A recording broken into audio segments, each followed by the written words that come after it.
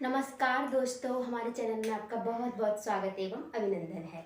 हमारे चैनल पर चल रहा है यूपी टीजीटी संस्कृत व्याकरण प्रवेशिका। वैसे तो हम कारक पढ़ा रहे हैं या हमारा कारक प्रकरण चल रहा है जो सभी परीक्षाओं में आता है, किंतु हमारा मेन फोकस किसकी तरफ है? यूपी टीजीटी संस्कृत व्याकरण प्रवेशिका। यूपी टीजीटी में जो व्याकरण लगी है उसकी तरफ है, तो हम उसके अनुसार ही उन्हीं के उदाहरणों को, बहुवचन सक्सेना के उदाहरणों को लेके ही यहाँ पर कारकों पर चर्चा कर रहे हैं। इससे पहले हमारा कर्ता कारक, कर्म, करण, आज हमारा संप्रदान यानी चतुर्थी विभक्ति है। तो आइए हमारे साथ हम जान लेते हैं चतुर्थी विभक्ति के बारे में। चतुर्थी विभक्ति कहाँ होती है? कर्मणा यम उप्रेति स संप्रदानम। कर्मणा यम उप्रेति स संप्रदानम। संप्रदान में हमारी क्या है? संप्रदान किसे कहते हैं? ये कह रहा है कि संप्रदान किसे कहते हैं। संप्रदान कहते किसे हैं? कर्मणा यम उप्रेति स संप्रदानम। दान के कर्म के द्वारा जिसे कर्ता संतुष्ट करना चाहता है वह पदार्थ संप्रदान है। संप्रदान क्या है? दान के द्वारा कर्ता जिसे संतुष्ट करना चाहता है, जिसे संतुष्ट करता है, वही हमारा संप्रदान है। जिसे संतुष्ट करता है कर्ता, जिसे संतुष्ट करता है अपने दान कर्म के द्वारा, वह संप्रदान है। संप्रदान क्या है? जो संतुष्ट होता है, जिसे संतुष्टि प्राप्त होती है, वह क्या है? हमारा संप्रदान है। जैसे एग्जाम्पल से हम जान लेते हैं। एग्जाम्पल है विप्राय गाम ददाति। तो यहाँ पर जो गाय देने का काम हुआ है विप्राय को, तो यहाँ पर गाय लेकर के कौन संतुष्ट हुआ है? विप्रा। विप्र जो है वो क्या लेके संतुष्ट हुआ है? गाय लेके। यह संतुष्ट कौन हुआ है? विप्र। तो हमने विभक्ति किस में लगाई है? विप्र में, विप्राय। जैसे माता भिक्षुक को भोजन देती है, माता भिक्षुकाय भोजनम ददाति। यहाँ भिक्षा पा करके कौन संतुष्ट हुआ है? जो हमारा क्या है? कर्म। जो कर्म है, जो कर्ता है, उसने जो कर्म के द्वारा जिसे संतुष्ट किया है, कर्ता ने अपने कर्म के द्वारा जिसे संतुष्ट किया है उसे, तो यहाँ पर माता ने अपने कर्म के द्वारा, माता ने जो कर्म किया देने का, देने के कार्य का जो कर्म किया माता ने, उससे किसे संतुष्ट किया है? भिक्षुक को। तो यहाँ पर किस में लगेगी विभक्ति? भिक्षुक में।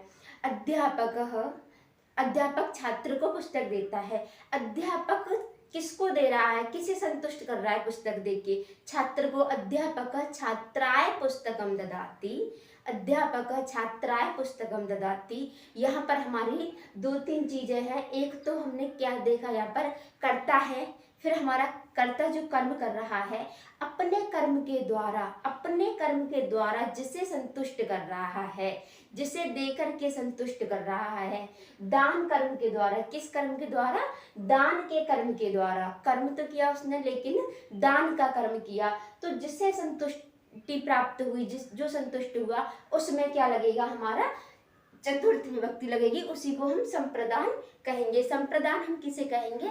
जो संतुष्ट हुआ है उसे हम संप्रदान कहेंगे। इसके बाद एक और सूत्र है हमारा इसी में एक सूत्र और है, क्रियायाम अवप्रेति सोपि संप्रदानम। क्रियायाम अवप्रेति सोपि संप्रदानम। क्रिया के द्वारा जिसे अवप्रेरित किया जाता है वह भी संप्रदान है। सोपि संप्रदानम कथयते। क्रिया यह यम अवप्रेति, जिसको क्रिया करके किसी, यहाँ तो हमने कहा कि दान कर्म को करके, तो यहाँ पर तो दान का कर्म किया, ठीक है, लेकिन ये दूसरा सूत्र कह रहा है कि क्रिया के द्वारा भी किसी को संतुष्ट यदि किया जाता है तो वहां पर भी हमारा संप्रदान होता है। जैसे किसी विशेष क्रिया के द्वारा भी जो अवप्रेरित हो उसे भी संप्रदान समझें। किसे संप्रदान समझें? किसी क्रिया के द्वारा। जैसे पत्ते सेते, यहाँ जो सोने की क्रिया की गई है, वहां पर सोने की क्रिया की गई है। यहाँ पर क्या है कि कोई कर्म नहीं है, यहाँ कोई कर्म नहीं है, केवल क्रिया है। तो क्रिया के द्वारा भी संतुष्ट किया गया है। किसे? पति को संतुष्ट किया गया है। यानी कि कोई महिला है जो शयन क्रिया करके अपने पति को संतुष्ट कर रही है। यहाँ पर क्या है? संतुष्ट करना है, किसी को संतुष्ट करना है। तो यहाँ पर क्रिया के द्वारा भी संतुष्ट किया जा सकता है। क्रिया या यम प्रेति सोपि संप्रदानम, केवल कर्म के द्वारा ही नहीं क्रिया के द्वारा भी संतुष्ट किया जा सकता है, वहां भी संप्रदान होगा। जैसे पत्ते सेते, जो कि इतना फेमस एग्जाम्पल है, इतना हमारा प्रसिद्ध एग्जाम्पल है कि बहुत अधिक ज्यादा पूछने को देखा जाता है हर परीक्षा में। पत्ते सेते, यहाँ पर किससे कर्म हुआ है, किस सूत्र से हमारा संप्रदान हुआ है। संप्रदान यहाँ पर किस सूत्र से हुआ है, क्रिया या यम प्रेति स संप्रदानम। यहाँ पर क्या है ये पूछने को मिल जाता है। पति का जो चतुर्थ रूप है, पति पतिम पत्यः पत्ते, पति पतिम पत्यः पत्ते, इस तरीके से जो चतुर्थी विभक्ति में पत्ते रूप हमारा बनेगा। पति के रूप की तरह, पति के जो रूप है हमारा पति पतिम पत्या पत्ते, तो ये चतुर्थी विभक्ति में पत्ते रूप हमारा बन गया। इसके बाद अगला है चतुर्थी संप्रदाने। अब हमने क्या किया, यहाँ तक हमने जाना कि संप्रदान किसे कहते हैं, संप्रदान है क्या।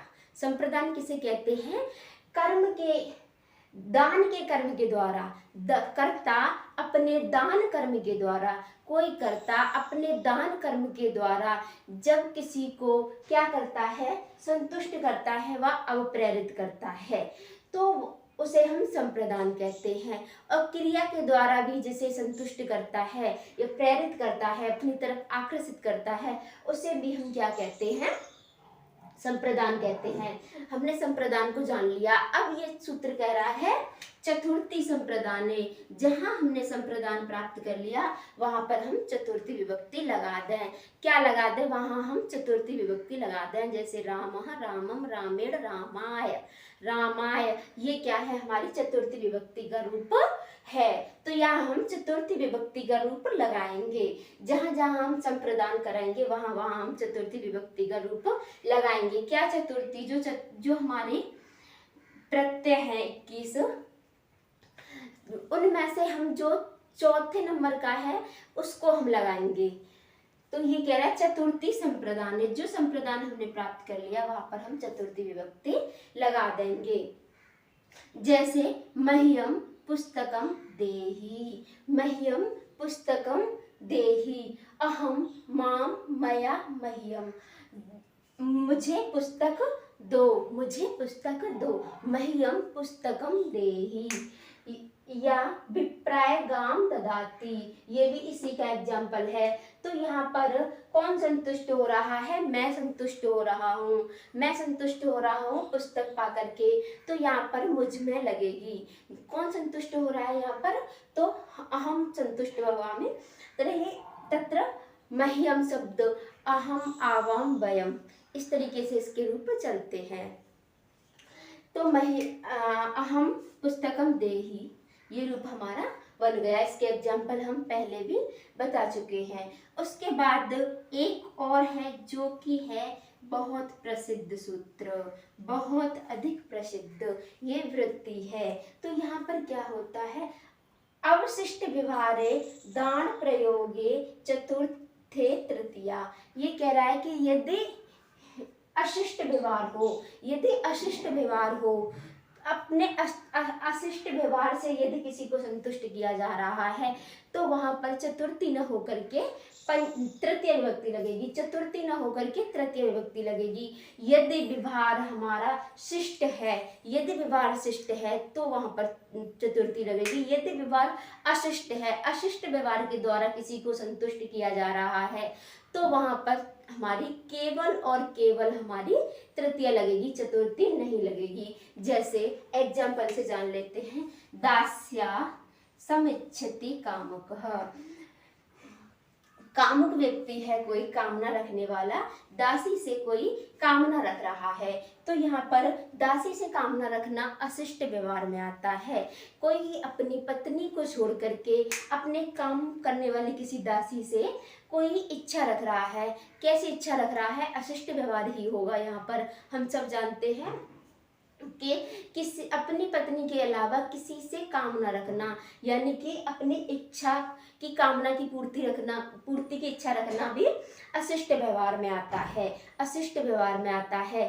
तो यहाँ पर क्या हुआ, दास्या, यहाँ पर हमारी तृतीय विभक्ति लग गई। कौन सी विभक्ति लग गई? हमारी तृतीय विभक्ति लग गई।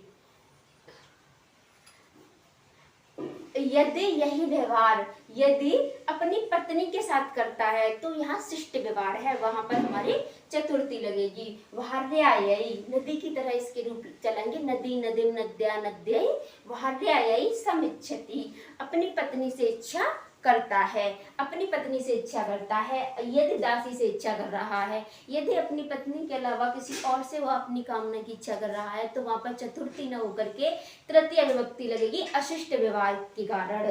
अशिष्ट व्यवहारे द्रावणः प्रयोगे चतुर्थे तृतीया, वहां पर चतुर्थी न होकर के तृतीय विभक्ति का प्रयोग लगेगा। यही एग्जाम्पल आपको अधिक ज्यादा देखने को मिलता है, इसमें यही एग्जाम्पल आपको अधिक ज्यादा देखने को मिलता है। दास्या, दास्या समयाते कामुकः, कामुकः दास्या समयाते, कामुक व्यक्ति दासी से इच्छा रख रहा है। तो क्या है यहाँ पर? यदि यहाँ पर दासी ना होकर के भार्या शब्द होता, पत्नी, भार्या पत्नी को बोलते हैं, तो क्या होता? यहाँ पर हमारी तृतीय न होकर के चतुर्थी विभक्ति हो जाती। तृतीय विभक्ति न होकर के कौन सी विभक्ति हो जाती? हमारी चतुर्थी विभक्ति हो जाती और यहाँ पर हमारा वाक्य परिवर्तन हो जाता। इसके बाद हम अगला जानते हैं, इसी का सूत्र है रुच्यार्थानां प्रीयमाणः। रुच्यार्थानां प्रीयमाणः, प्रीयमाणः कुत्रः? रुच्यार्थानां, रुच धातु है रुचि रखने के लिए, रुचि रखने के लिए, पसंद करने के लिए। रुचि या इसके समान अर्थ रखने वाली धातु हो तो भी क्या होगा? हमारा चतुर्थी विभक्ति लगेगी। तो भी क्या होगा? हमारा चतुर्थी विभक्ति लगेगी। रुच धातु, रुच धातु भी हमारी कहाँ आती है? रुचि रखने के अर्थ में चतुर्थी विभक्ति के अंदर आती है। कहाँ आती है? चतुर्थी विभक्ति। रुच्यार्थानां रुच्यार्थानां प्रीयमाणः संप्रदानम, यहाँ पर भी हमारा क्या होगा? चतुर्थी विभक्ति का प्रयोग होगा। जैसे हम एग्जाम्पल से जान लेते हैं, विष्णवे रोचते भक्तिम। विष्णु क्या रोचते? विष्णु रोचते भक्ति, भक्ति यहाँ पर रुच्यार्थ धातु होने के कारण विष्णु में क्या हो गया है? हमारी चतुर्थी विभक्ति लग गई है। तो भानु की तरह रूप चलते हैं, भानु, भानु, भानुना, भानवे। तो विष्णवे, विष्णवे रोचते भक्तिम, विष्णु क्या रोचते? भक्ति रोचते हैं।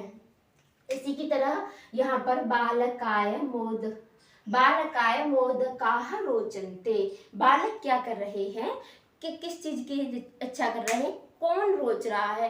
किसे कौन पसंद कर रहा है? कहाँ पर लगेगी? जो पसंद कर रहा है, जिसकी इच्छा है, जो रुचि रखता है उसमें, उसी में विभक्ति लगेगी। तो मोदक लड्डू को कौन पसंद कर रहा है? बालक। बालकाय, राम की तरह रामः, रामम, रामेण, रामाय। बालकाय रोचन्ते मोदकाः, मोदकाः रोचन्ते बालकः। तो बालकः किं रोचन्ते? बालकाय मोदकाः रोचन्ते, बालकः किं रोचन्ते? मोदकं रोचन्ते। इसी तरीके से एक है सम्यक भुक्ते, पुरुषाय भोजनम न स्वादिष्टते, यदि उसे पसंद नहीं आ रहा तब भी लगेगी। ये क्या है? कि जो करता है उसने उसे संतुष्ट तो करना चाहा है, यदि उसने पहले से ही भोजन खा रखा है तो उसे पसंद नहीं आएगा। ये कह रहा है सम्यक भुक्ते, जिसने अच्छी प्रकार से भोजन कर लिया है।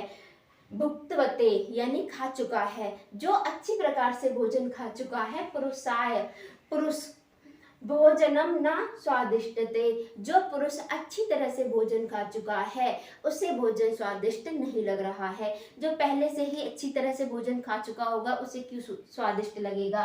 पर क्या है यहाँ पर भी क्या होगा? हमारी चतुर्थी विभक्ति लगेगी, क्योंकि यहाँ पर भोजन खाने की बात तो हुई है।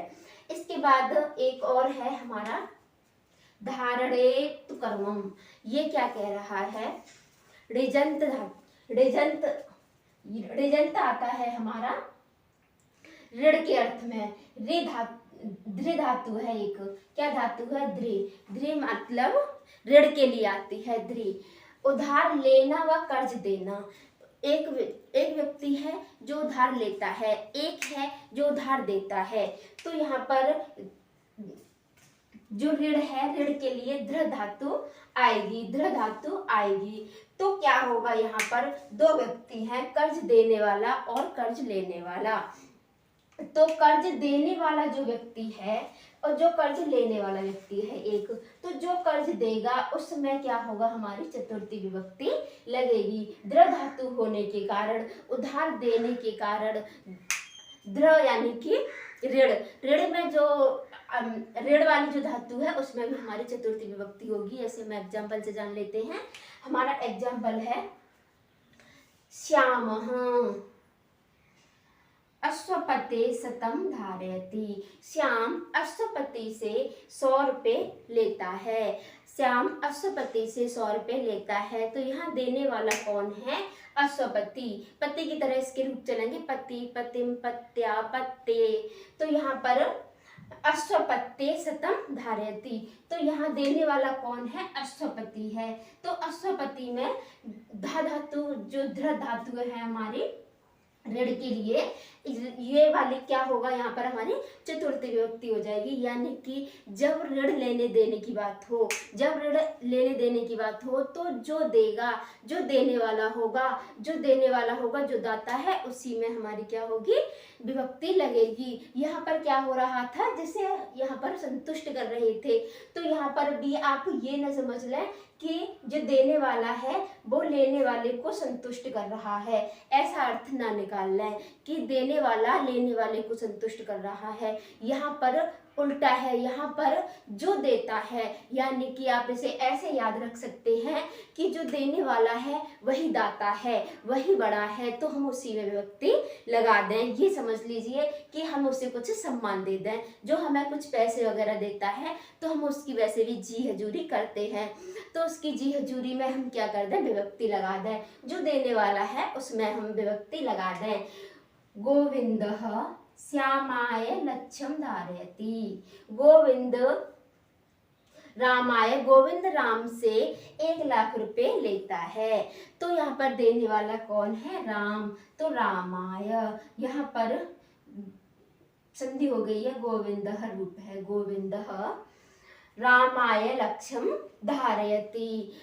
गोविंद किससे लेता है, कौन देने वाला यहाँ कौन है, राम है। तो यहाँ पर देने वाला कौन है, जैसे मैंने कहा कि मुझे श्याम ने 1000 रुपये दिए। तो मुझे श्याम ने 1000 रुपये दिए।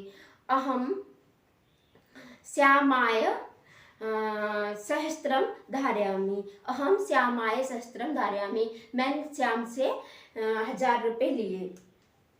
इसी तरीके से यदि राम ने श्याम को 1000 रुपये दिए, तो यहाँ पर भी किस में लगेगी, जो देने वाला है उसमें विभक्ति लगती है। यहाँ पर हमने बाबूराम सक्सेना के सभी उदाहरण लिए हैं। तो हमने क्या सीखा कि संप्रदान क्या है, संप्रदान क्या है।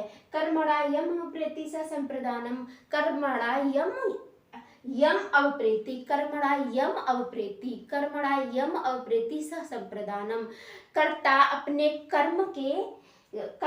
अपने दान कर्म के द्वारा, कर्ता किसके द्वारा, अपने दान कर्म के द्वारा जिसे संतुष्ट करता है या अवप्रेरित करता है उसे हम संप्रदान कहते हैं। फिर हमने सूत्र पढ़ा क्रिया या यम अवप्रेति, जो क्रिया से भी अवप्रेरित करता है वह भी हमारी संप्रदान होती है।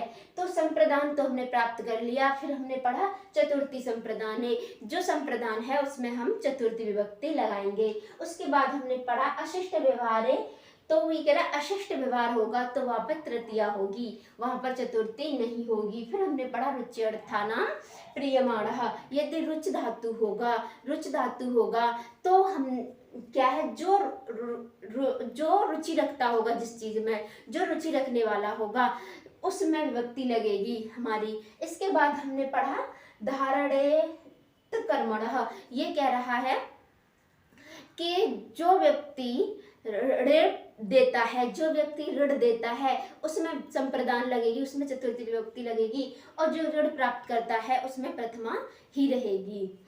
तो इसके बाद हम इसी के और सूत्रों को जानेंगे। ये हमारे और आगे सूत्र हैं। ये है हमारा एक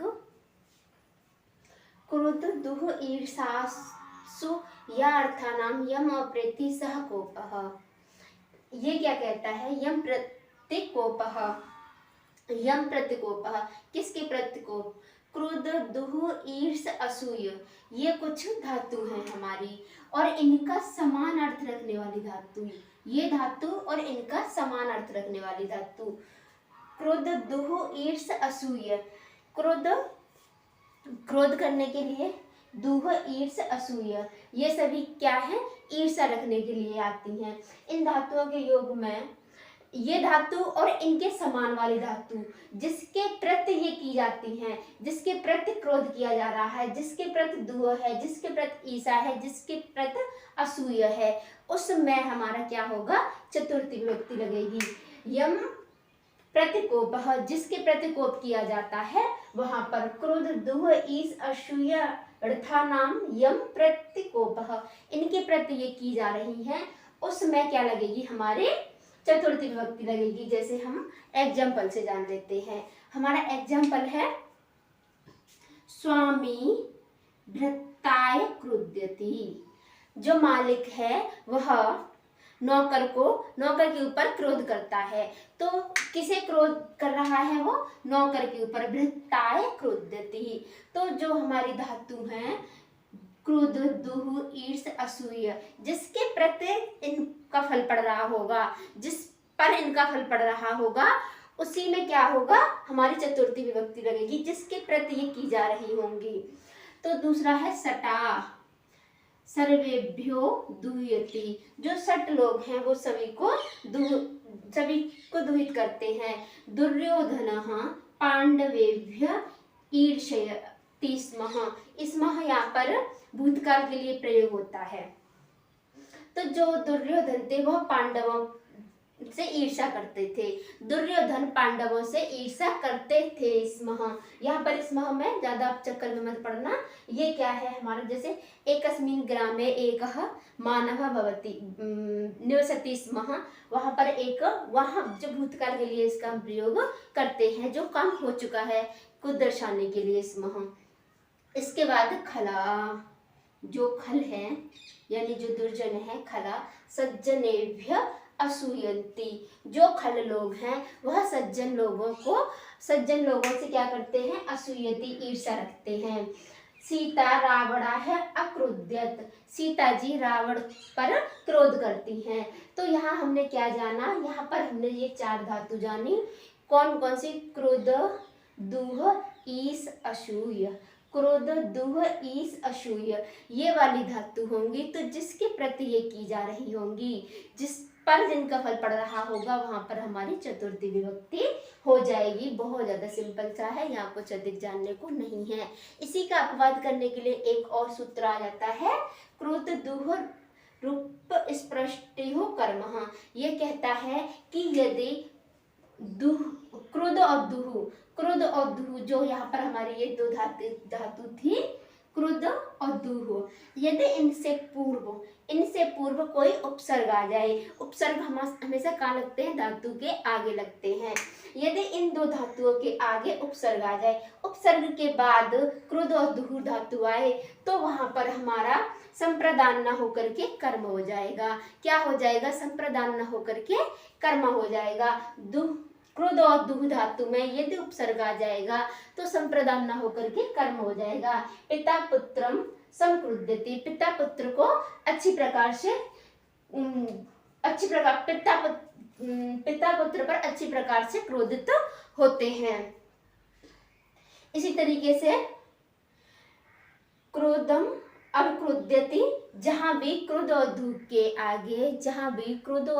आगे उपसर्ग आ जाएगा, 22 उपसर्गों में से परा परहा अपसम अनु अवनिशन, जो 22 आपके उपसर्ग हैं उनमें से कोई सा भी उपसर्ग आ जाएगा तो क्या हो जाएगा, यहाँ पर हमारी संप्रदान न होकर के कर्म संज्ञा हो जाएगी। चतुर्थी विभक्ति न लग करके हमारी द्वितीय विभक्ति का प्रयोग यहाँ पर हो जाएगा। कौन सी विभक्ति का प्रयोग हो जाएगा, द्वितीय विभक्ति का प्रयोग हो जाएगा। तो हमें ऐसे याद रखना है, हमें ऐसे कह सकते हैं कि क्रोध दुह ईर्ष्य असूय, इनमें से ये चार धातु क्या करती हैं, हमारी चतुर्थी विभक्ति करती हैं। और इनमें से जो ऊपर की दो धातु हैं, यदि इनके साथ में उपसर्ग आ जाए तो यहाँ पर क्या हो जाएगा, इनका परिवर्तन होकर के ये संप्रदान न होकर के कर्म संज्ञा हमारी इसमें हो जाएगी। इसके बाद एक और है हमारा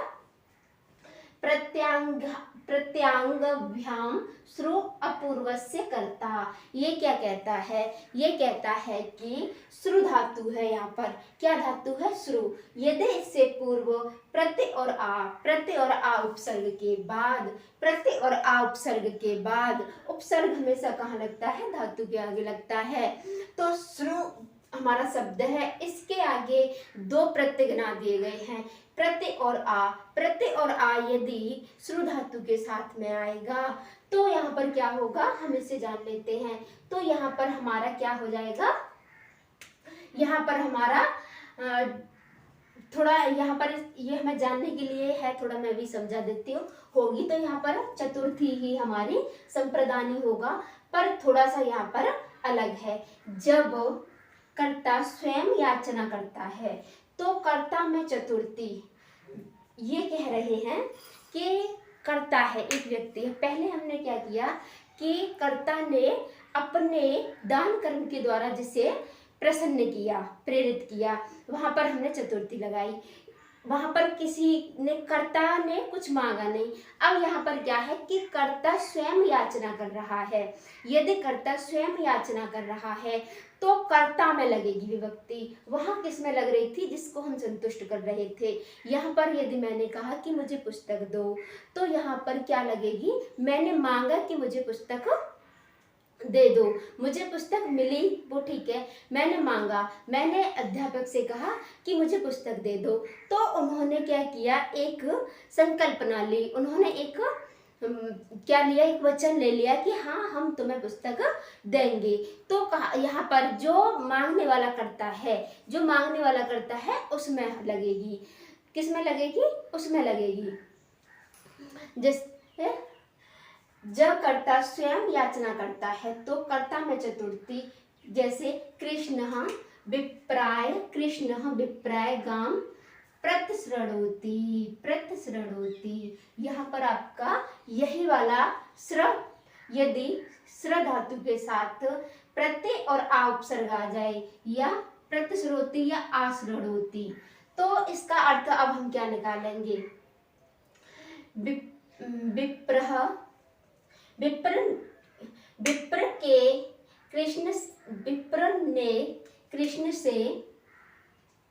विप्र ने कृष्ण से कहा मुझे गाय दो, विप्र ने कृष्ण से कहा मुझे गाय दो, तो कृष्ण ने प्रतिज्ञा करके विप्र को गाय दी। यहाँ पर ये वाली धातु लगने के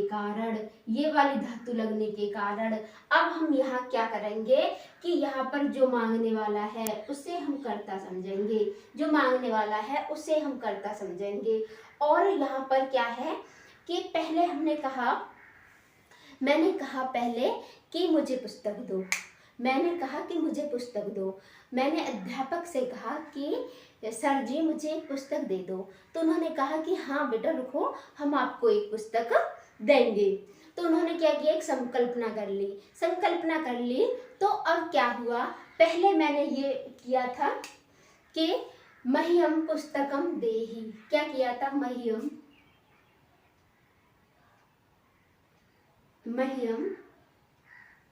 पुस्तकम देहि, यही रूप बनाया था, मह्यम अहम आवाम अहम माम मया मह्यम पुस्तकम देहि, ठीक है, मुझे पुस्तक दी, यह मान लीजिए अध्यापक, यह हमने अध्यापक लिख लिया, अध्यापक मह्यम पुस्तकम देहि, ठीक है। उन्होंने ये क्या किया, इसका हम क्या अर्थ निकालेंगे कि अध्यापक ने मुझे पुस्तक दी। यदि हम यहाँ पर देहि की जगह पर ये वाली धातु लगा दें, आ या प्रत्यय आ के बाद श्रु वाली धातु लगा दें, जैसे यहाँ पर आया था आसृणोति या प्रतिसृणोति, हमने कहा यहाँ पर आसृणोति, आसृणोति। अब हम इसका अर्थ क्या निकालेंगे? अब इसका अर्थ चेंज हो जाएगा। ये वाली धातु लगने पर वाक्य तो ऐसे ही बना, अब यहाँ पर क्या होगा, जो मह्यम है, जो मैं हूँ, और वो क्या है, वह करता है, वह करता है। वह करता कैसे हो गया कि ये धातु लगने से, ये धातु लगने से यहाँ पर मैंने क्या किया, याचना की है, और उन्होंने, देने वाले ने संकल्पना की है, मांगने वाले ने याचना की है। तो जो मांगने वाला है वह तो करता होगा, जो मांगने वाला है वह करता होगा, और जो देने वाला है वो क्या होगा, यहाँ पर जैसे हमने कहा कृष्णा विप्राय गाम ददाति, तो जो मांगने वाला है यहाँ पर वह भी करता है और देने वाला भी करता है। तो यहाँ जो करता है, मांगने वाला जो करता है उसमें लगेगी। यदि ये वाली धातु आपको देखने को मिले, ये वाली धातु आपको देखने को मिले, तो हम इसका शब्द का क्या कर देंगे, अर्थ बदल देंगे। ये कहेंगे कि विप्र ने कृष्ण से गाय मांगी, विप्र ने कृष्ण से गाय मांगी। यदि यहाँ पर ये होता, ये वाली धातु ना होती, ये धातु ना होती, और ददाती धातु होती देने के अर्थ में, ददाती, कृष्ण विप्राय गाम ददाति, कृष्ण विप्राय गाम ददाति। तो इसका अर्थ क्या हो जाता है, कृष्ण विप्र को गाय देते हैं। यदि ये ना होकर के ये धातु हैं, तो विप्र ने कृष्ण से गाय मांगी, और कृष्ण ने क्या किया कि संकल्पना की कि हम उसे गाय दे देंगे, हम आपको गाय दे देंगे। तो जहां पर श्रु धातु के साथ में प्रत्यय आ उपसर्ग आ जाए, प्रत्यय आ उपसर्ग आ जाए, तो ये क्या हो जाएगा, कर्ता मांगने की इच्छा कर रहा है, कर्ता ने स्वयं इच्छा की है, यानी कि जो करता है उसने याचना की है। तो जो देने वाला व्यक्ति है उसने संकल्पना दे करके दिया है। केवल हमें बहुत ज्यादा ऐसे झंझट में नहीं पड़ना, हमें इतना देख लेना है कि यदि प्रत्यय और आ उपसर्ग के बाद श्रु धातु आ जाए, श्रु धातु आ जाए, तो हमें क्या कर देना है, तो हमें क्या कर देना है कि उसका उल्टा कर देना है। एक बार तो वो स्वयं दे रहा था, और यहाँ पर जिसको प्राप्त हुई है उसने याचना की है, तो हम याचना वाले को हम क्या कह सकते हैं, कर्ता कह सकते हैं। याचना जिसने की है उसे हम कर्ता कह सकते हैं, और उसी में विभक्ति लगी है। लग तो हमारी पहले भी इसी तरीके से रही थी, लेकिन वहां पर क्या था कि कर्ता स्वयं अपनी इच्छा से दे रहा था, यहाँ पर ये व्यक्ति स्वयं कर्ता हो गया है और इसने मांगा है। इसके बाद आगे एक और सूत्र है जो क्या कह रहा है, परक्रीयणे संप्रदानस्त अनंतरश्याम। जहां भी अनंतरश्याम देखने को मिल जाए तो यानी एक से अधिक हो रहा है।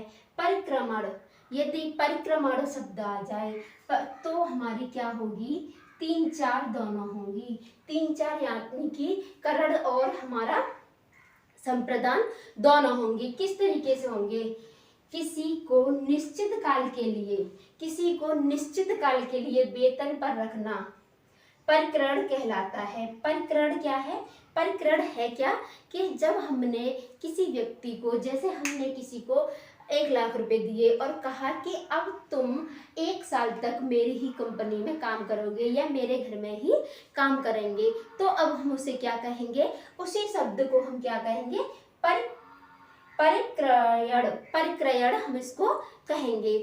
तो जब हम किसी को वेतन पे किसी निश्चित समय के लिए रख लेते हैं, जैसे कि हमने कहीं पर अब जो बोलते हैं ना कॉन्ट्रैक्ट साइन कर लिए हैं, 1 साल के लिए कॉन्ट्रैक्ट साइन कर लिए हैं कि 2 साल के लिए कॉन्ट्रैक्ट साइन कर लिए हैं, वही कॉन्ट्रैक्ट साइन करने वाला इसमें नियम लागू होता है कि किसी ने कॉन्ट्रैक्ट साइन करवा लिए कि अब आप यहाँ पर इतने सालों तक या इतने महीने तक नौकरी करोगे ही करोगे, कहीं और नहीं जा सकते, और वो उसके बदले में आपको कुछ वेतन में दे रहा है। तो यहाँ पर क्या होगा, यहाँ पर हमारा क्या होगा कि करण और आपका संप्रदान दोनों हो जाएगा। क्या हो जाएगा, करण और संप्रदान दोनों हो जाएगा। विकल्प से करण भी हो सकता है और संप्रदान भी हो सकता है। क्या हो सकता है, करण भी हो सकता है और संप्रदान भी हो सकता है। जैसे सतेन सताए पर क्रीडती, 100 रुपये में खरीदा है, 100 रुपये में खरीदा है। तो हमने क्या किया, सतेन व सताए, सतम मतलब 100, शतम लक्ष्य मतलब 1000 होता है, सहस्त्र मतलब लक्ष्य मतलब लाख होता है, सहस्त्र मतलब 1000 होता है। इसी तरीके से शतम मतलब 100 होता है। हम आगे गिनती भी पढ़ाएंगे। तो इसके बाद इसका क्या है कि आप क्या देखना है, केवल आपको ये देखना है कि ये शब्द आपको देखने को मिल जाए, ये शब्द देखने को मिल जाए और वहां पर किसी को निश्चित समय के लिए रखा जा रहा हो। जैसे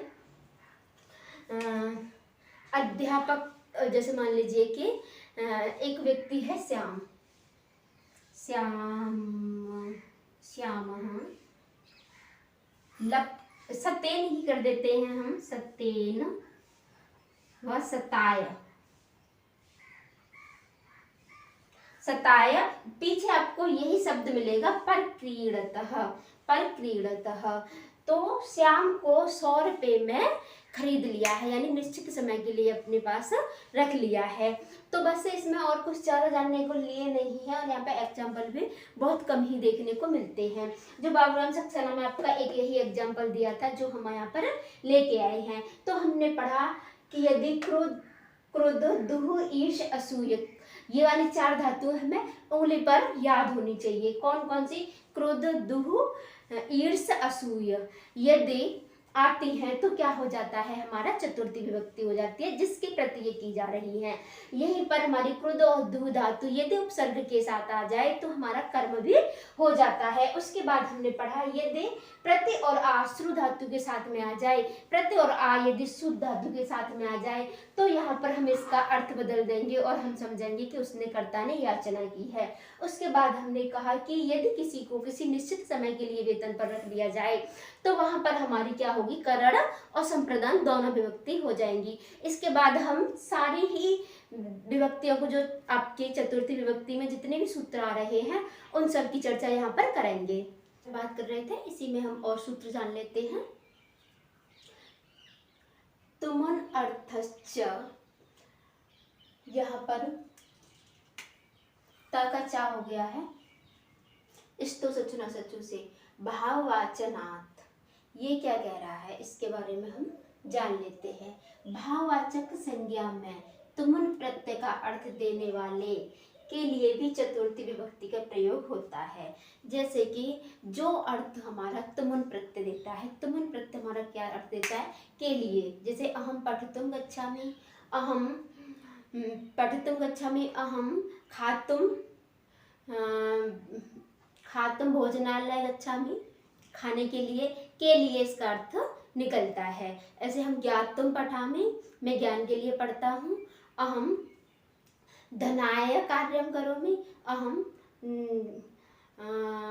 इसी तरीके से तुम का जो प्रयोग हम करते हैं के लिए करते हैं, ये करने के लिए। अहम पठितुम गच्छामि, अहम लेखितुम लिखामि, अहम ज्ञातुम पठामि, अहम ज्ञान के लिए पढ़ते हैं। इस तरीके से तुमन का प्रयोग होता है। तो इसी का सेम अर्थ निकालने के लिए, भाववाचक में इसी का सेम अर्थ निकालने के लिए भी हम क्या करते हैं, चतुर्थी विभक्ति का प्रयोग करते हैं। जैसे हम एग्जाम्पल से जान लेते हैं। जैसे पातुम पाने के लिए, अतुम खाने के लिए, लेखितुम लिखने के लिए, अहम लेखितुम लिखामी, अहम मैं लिखने के लिए लिखती हूँ, अहम लेखितुम गच्छामी मैं लिखने के लिए जाती हूँ। इसी तरीके से जैसे अब हमने कहा कि यागाय याति, यज्ञ करने के लिए जाते हैं, तो इसको हम तुमन प्रत्यय में बनाएंगे तो ये हमारा शब्द बनेगा यष्टुम याति, यष्टुम याति, यज्ञ करने के लिए जाते हैं। इसको हम चतुर्थी में भी बना सकते हैं। इस तुमन अर्थ को हम चतुर्थी में भी दे सकते हैं, तो बनेगा हमारा यागाय याति, यानी कि तुमन अर्थ में बना लें शब्द को या फिर हम चतुर्थी विभक्ति में बना लें, दोनों का अर्थ यज्ञ करने के लिए जाते हैं, यज्ञ करने के लिए जाते ही शब्द होगा। जैसे सेनाय इच्छति, सोने की इच्छा करता है, तो सैतुम इच्छति, सैतुम इच्छति, सोने की इच्छा करता है, भाववाच्य में है यहाँ पर। तो सैतुम इच्छति, सोने के लिए इच्छा करता है, के लिए होता है, तो यहाँ पर सेनाय भी शब्द बन सकता है। तुमन का अर्थ हम चतुर्थी विभक्ति में भी निकाल सकते हैं। उत्थातुम ययते, उठने का प्रयत्न करता है। उत्थातुम, उत्थानाय ययते, उठने का प्रयत्न करता है। मरणाय गंगा तटम गच्छति, मर्तुम गंगा तटम इच्छति। इसी को यदि हम संप्रदान में करेंगे तो मर्तुम गंगा तटम गच्छति, मरने के लिए गंगा तट पर जाता है, के लिए यहाँ पर अर्थ निकलता है। तो यहाँ पर हम इसे संप्रदान में भी कर सकते हैं। मरणाय गंगा तटम गच्छति, मरणाय गंगा तटम गच्छति, मरने के लिए गंगा तट पर जाता है। सिद्धानाय धनम अर्जति, दान के लिए, दान देने के लिए धन का अर्जन करता है। दातुम धनम अर्जति, देने के लिए धन का अर्जन कर रहा है। तो यहाँ हमने क्या देखा कि जो अर्थ तुमुन प्रत्यय लगा करके निकाला जाता है, जो अर्थ तुमुन प्रत्यय लगा करके निकाला जाता है, उसी को यदि हम भाववाच्य में करें तो भाववाच्य में हम चतुर्थी विभक्ति में भी उसका अर्थ निकाल सकते हैं। सिंपल सा हमें केवल इतना याद रखना है कि जो अर्थ हम तुमुन प्रत्यय से निकालते हैं वहां पर हम चतुर्थी विभक्ति भी कर सकते हैं।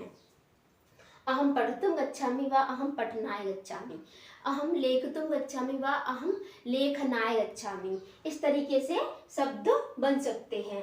क्या बन सकते हैं? इस तरीके से शब्द बन सकते हैं। या तो हम चतुर्थी में उसका प्रयोग कर दें या तुमुन प्रत्यय लगा करके उसका अर्थ निकाल लें। दोनों तरीके से शुद्ध ही है, दोनों तरीके से हम अपना अर्थ निकाल सकते हैं। तुमुन प्रत्यय लगा करके निकाल लें व हम चतुर्थी विभक्ति का प्रयोग कर दें, व हम चतुर्थी विभक्ति का प्रयोग कर दें। इसके स्पृह रीप्सितमम, स्पृह रीप्सितमम, स्पृह धातु है हमारी ईप्सित अर्थ में। स्पृह धातु कहाँ आती है? ईप्सित अर्थ में आती है, यानी कि चाहना करने के अर्थ में। तो क्या होता है हमारा? संप्रदान और अधिकरण दोनों हो जाते हैं, संप्रदान और अधिकरण दोनों हो जाते हैं। कहाँ? स्पृह धातु ईप्सित अर्थ में होती है। स्पृह धातु कहाँ होती है? ईप्सित अर्थ में, यानी कि चाहना करने के अर्थ में। जैसे पुष्पेभ्य स्पृहयति, यानी कि पुष्प की इच्छा करता है। भोगेभ्य स्पृहयालवः, यानी कि भोग का इच्छुक, भोग को चाहने वाला। तो इसमें क्या होता है हमारा? जो ईप्सित है, क्या है? जो इच्छा कर रहा है, वहां संप्रदान और हमारी क्या हो जाती है? अधिकरण। जैसे वस्तुषु केशु माधवी स्पृहावती, यहाँ पर हमारी क्या है? आपको सप्तमी भी देखने को मिली है, यानी कि स्पृह धातु हो, स्पृह धातु हो, यानी स्पृह धातु किसमें होती है? ईप्सित अर्थ में, चाहना रखने के अर्थ में, इच्छा करने के अर्थ में, इच्छा करने के अर्थ में। तो पुष्पेभ्य स्पृहति, पुष्प की इच्छा करता है, पुष्प चाहता है कोई व्यक्ति।